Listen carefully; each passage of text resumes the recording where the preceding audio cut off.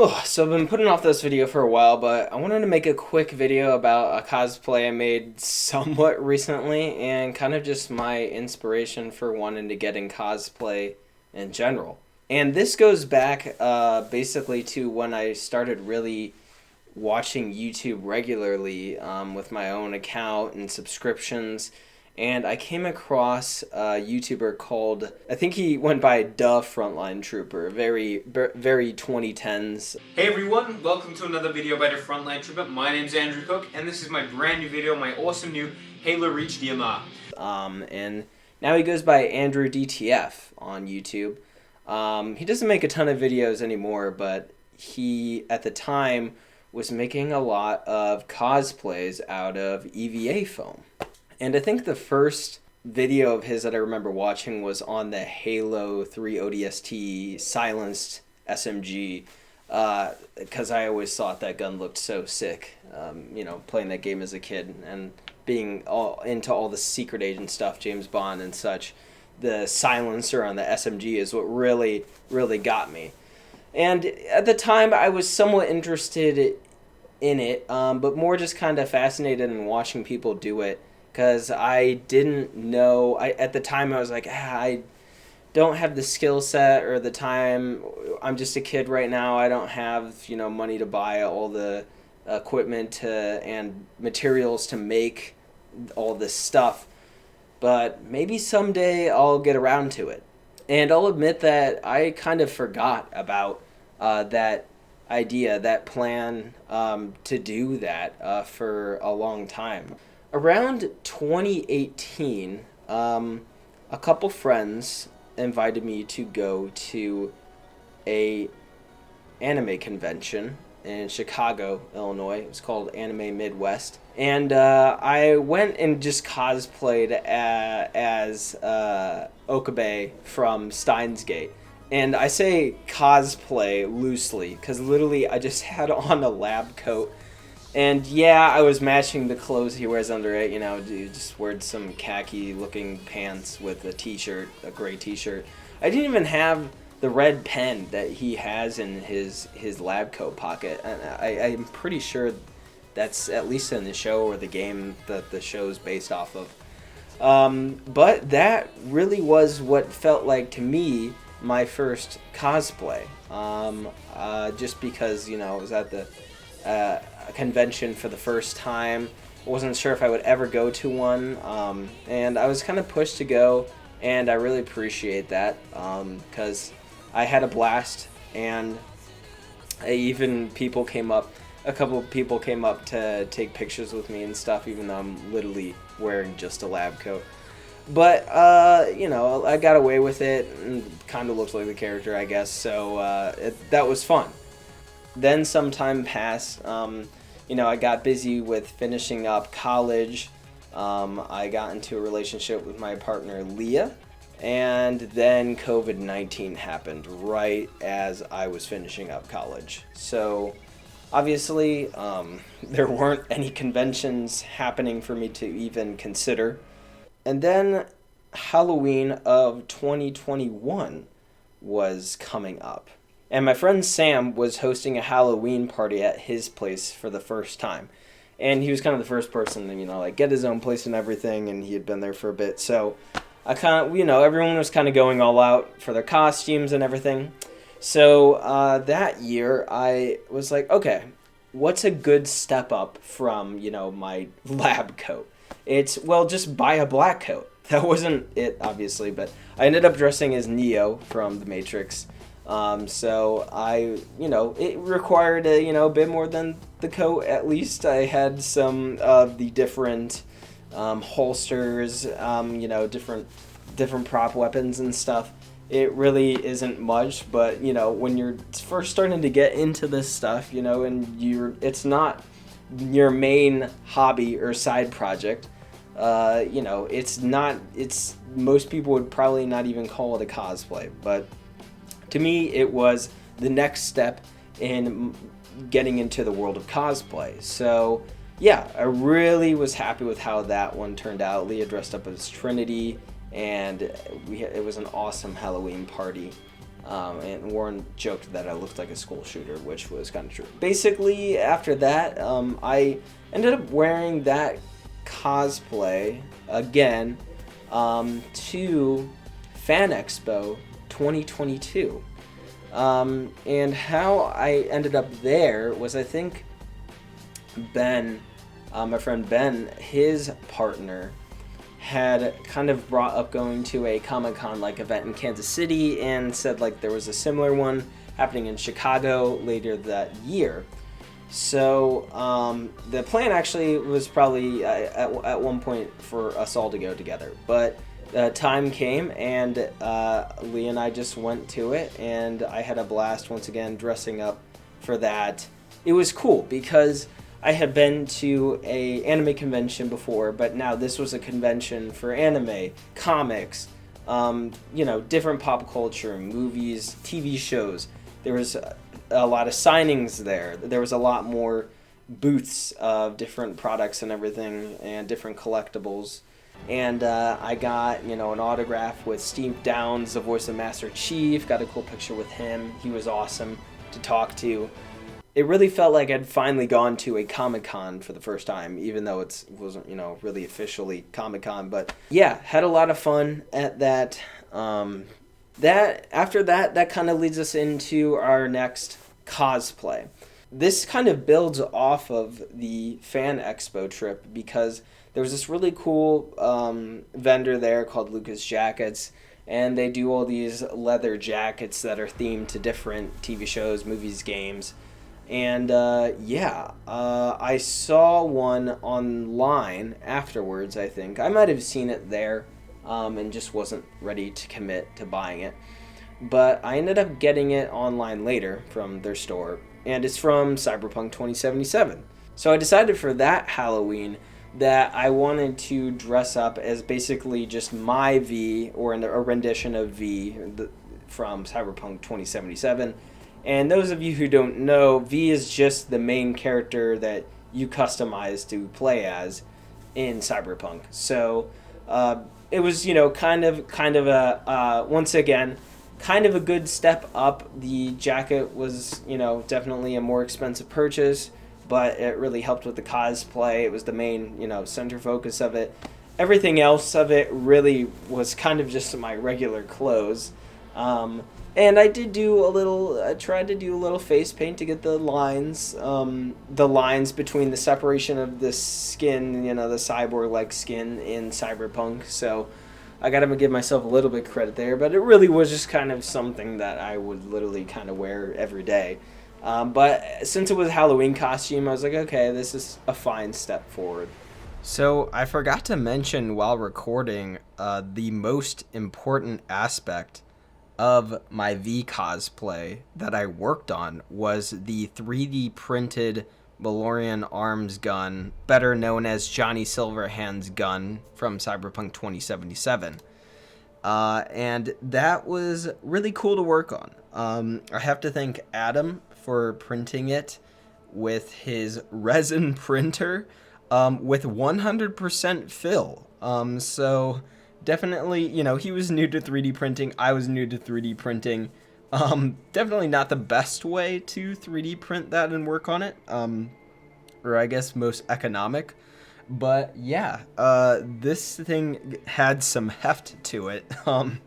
And basically he 3D printed it for me. I got the files, I got the models off of from an Etsy seller. Gave them to Adam. He 3D printed it. Gave the parts back to me. I sanded it down. I ended up using epoxy to bond all of the pieces together. Sanded it. Spray painted it with silver. I tried to buff out that red translucent handle with some success.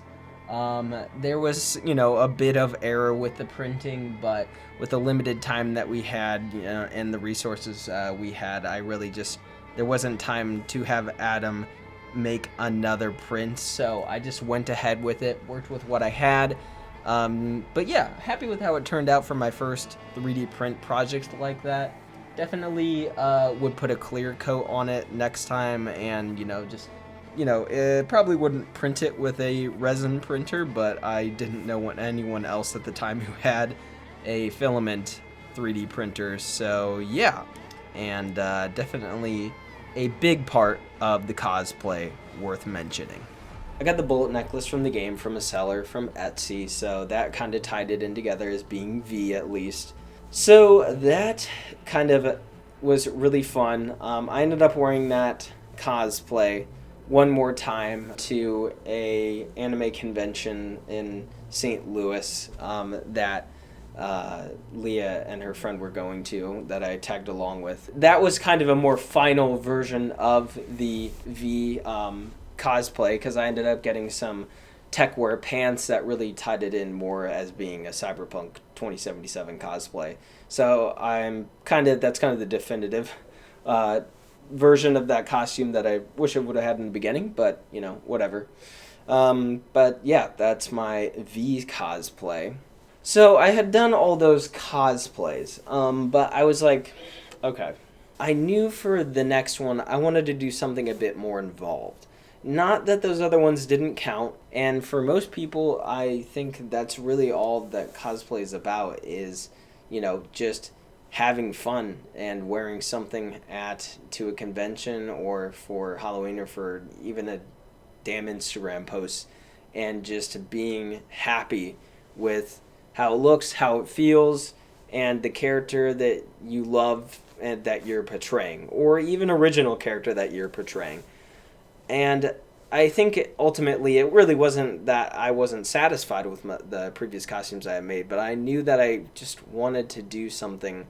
I knew I wanted to do something that was a bit more like what inspired me back when I was watching Andrew, the Frontline Trooper, in 2010. And, he was big into those Halo ODST cosplays. That was kind of his main thing. I wanted to do something just kind of in between. And at the time, I was watching Batman Beyond for the first time. I had access to HBO Max, and I was like, oh, look, they have all this, DC animated content on here. And I'd seen kind of this silhouette of the Batman Beyond and different thumbnails before, and I was like, what is this? And then I started watching it, and I'm like, oh, this is so, coded to me. It's literally Batman, but cyberpunk, kind of Blade Runner-esque. And I'm like, this is amazing. And right as I finished the show, I knew that it was going to be my costume for Fan Expo 2023. My friends were more down to go this time, and we had talked about it a bit more, and I had so much fun last time that I wanted to go again. So I started working on it. And I started watching YouTube tutorials about how to get into cutting up foam. I didn't want to do 3D printing. I don't have a 3D printer yet, and I didn't really want to order 3D printing for this. I wanted to, get some foam templates, cut them out, paint them, glue them together to create this Batman costume. Batman Beyond, you literally could wear a black morph suit and put a red, bat logo on it with a utility belt and in a helmet and call it a day. But then there's also, obviously other renditions of Batman Beyond. The Arkham Knight video games have done some pretty cool versions. One that was, has a lot of armor on it, almost Iron Man looking-esque. I didn't know which look I was really going to go for until I found this image while I was looking for inspiration on just Google Images by this cosplayer, Night of Humility. They have an awesome in-between looking cosplay, and I'll leave a link to his, where these pictures are posted in the description below. I just want to say thank you for inspiring me, because I wanted my cosplay to look as close to this as I could. So I was basically started looking, looking at the way that he had the breastplate and kind of the armor kind of laid out on his morph suit. And I started cutting out some templates for myself on paper, putting them on the EVA foam. watching tutorials, and I probably cut out the EVA foam, you know, using a heat gun to kind of shape it to a specific shape or seal it up. And that went pretty smoothly. So once I got all those armor pieces cut out, I spray painted them at my parents' house because I lived in an apartment or a high-rise at the time, so no place really to spray paint it.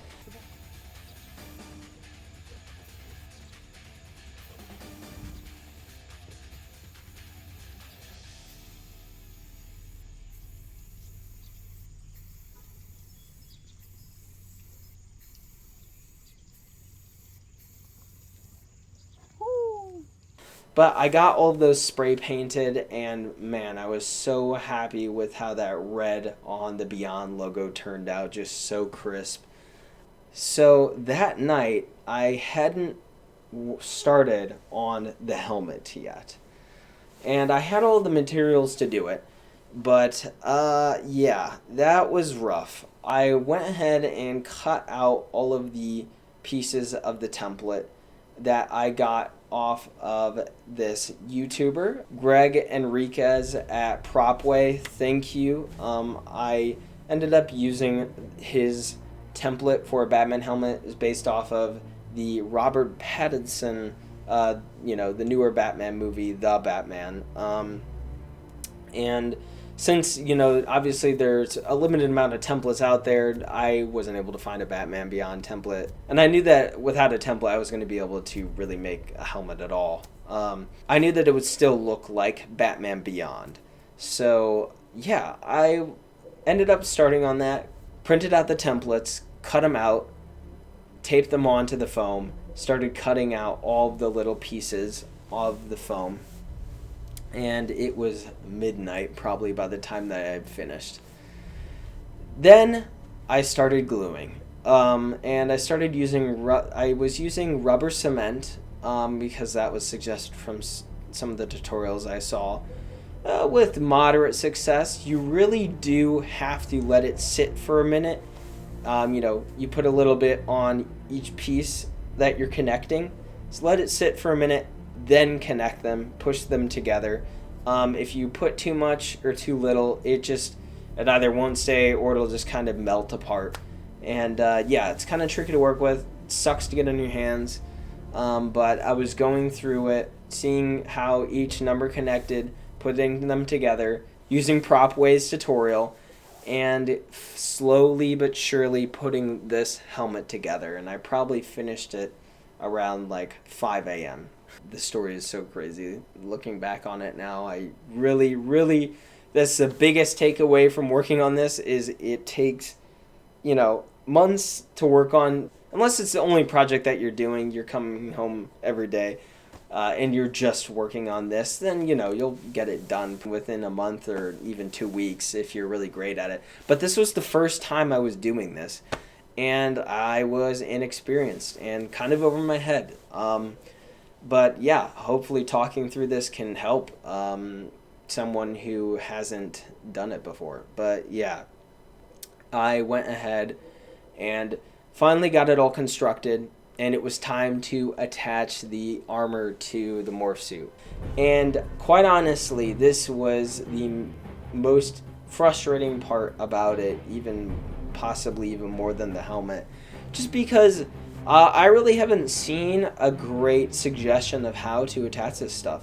There's a couple things that I think could have helped. I didn't wash the morph suit, so the dye was like coming off. Like if I, put glue on it and then took a piece off, the dye was literally like in the glue. So I think if it had been washed, it probably would have stuck better. I think I've heard varying opinions on that, but that dye coming off like has to mean that there's some type of adhesion that is really not going well there. I think most people will tell you use hot glue. I guess the hot glue gun we have is just not it. I need an industrial hot glue gun that really just melts this glue, because the hot glue gun that I had at the time is if you put it on there and put it onto the morph suit, it would have just fallen right off. The glue was not sticking to it at all. It was just drying too quickly not quite sure what was going on there. I ended up using spray adhesive because I thought it would be quicker, and I hadn't really tried that yet. I had some of the armor glued on already. I think I had the breast pads, but I didn't have the belt pads on yet. So I used rubber cement for the breast pads. You really had to use a lot of it to get it on there, and I had like a cardboard sheet in between the bottom layer of the costume and in the front of the costume because I didn't have like a mannequin to do this on. So I ended up using a piece of cardboard, so obviously the sides weren't getting glued to each other. But yeah, that is what I did there. Leah helped me, like, you know, I was wearing the costume and would just place it in place and hold it a bit till it like kind of glued, and obviously the glue was like going through the costume. Oh god, it was so cold. Yeah, don't do that. But I was literally desperate to get all of this glued to the costume so we could get on the road and headed there. So we eventually got it all glued enough onto there that, you know, it would all dry in the car. I was able to take the costume off, and we started our drive there. You know, the helmet was drying. I hadn't tried it on yet, but it was at least all together. So we were on our way up to Chicago, probably like 2 hours into the drive, and a semi was next to us in the middle lane. We were in the far right lane, and the semi started to merge right into our lane. We were right in line with the truck, and they hit us and ended up pulling us right into the front of their truck and pushed us for what felt like far too long. It wasn't until the glass shattered on the driver's side window that burst that I think he realized what was happening and finally pulled over. And yeah, luckily we were unharmed for the most part physically, except for a couple tiny cuts that Leah got from the glass shattering from the window. But yeah, super scary. Obviously, I don't really have to go into how many ways that could have gone worse. But yeah, car was totaled. Obviously, didn't go to the convention that day. And yeah, our friends weren't even able to go by the time that the convention had rolled around. We kind of joke around that we were really just not destined to go to Fan Expo 2023. I ended up wearing the costume to Halloween, at least. Got to add on the shin guards for that since I hadn't gotten that done in time. Then it was time to move. I knew that I wasn't ready to make another super involved costume yet, and there was a couple of finishing touches that I still wanted to do. So, you know, we knew we're going to Fan Expo 2024, and that we were going to be properly prepared this time. And, you know, friends were going, and even more friends than last time. And I ended up adding a couple more details to the Batman Beyond cosplay for 2024. So I ended up adding wings to the cosplay, because you see it, you know, because he has the red wings that kind of are specifically under his arm. And I thought that'd be kind of a cool detail to add and just kind of add a bit more to the costume, because a big part that I wasn't really able to figure out about it from the original cosplaying I was inspired off of, it was the shoulder or the neck guard piece. I wasn't quite sure how to do that. So I was kind of trying to add it to other parts of it where I could to kind of make it look a bit more finished and substantial. I ended up sewing the wings on. Here's a little time lapse of that. I'm definitely not really doing this correctly because the fabric is just raw fabric and not sealed on the side where the wings are cut. So that kind of, as I wore it, just started kind of it just started fraying because it's not really sealed in any way. It's not sewed over or anything. I don't really know much about sewing. All I know is how to sew a patch in pants. So that's kind of what I was going off of, but I'm still happy with how that turned out. that was pretty much all I added. I was able to paint the shin guards, which hadn't been spray painted yet, and got some gloves to go with it. And it was finally time to wear it to a proper convention. So we went to Fan Expo 2024.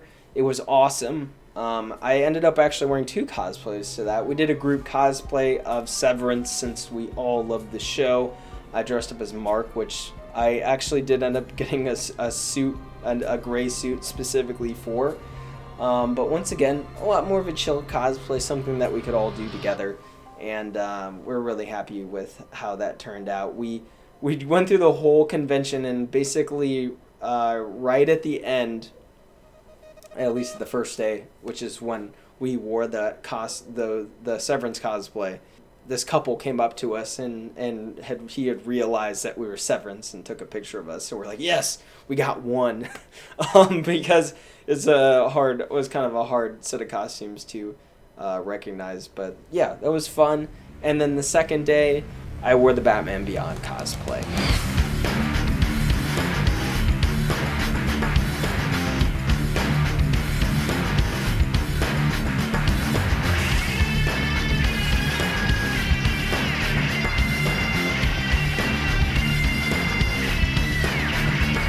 And it was awesome. I got quite a few people who asked to take a picture.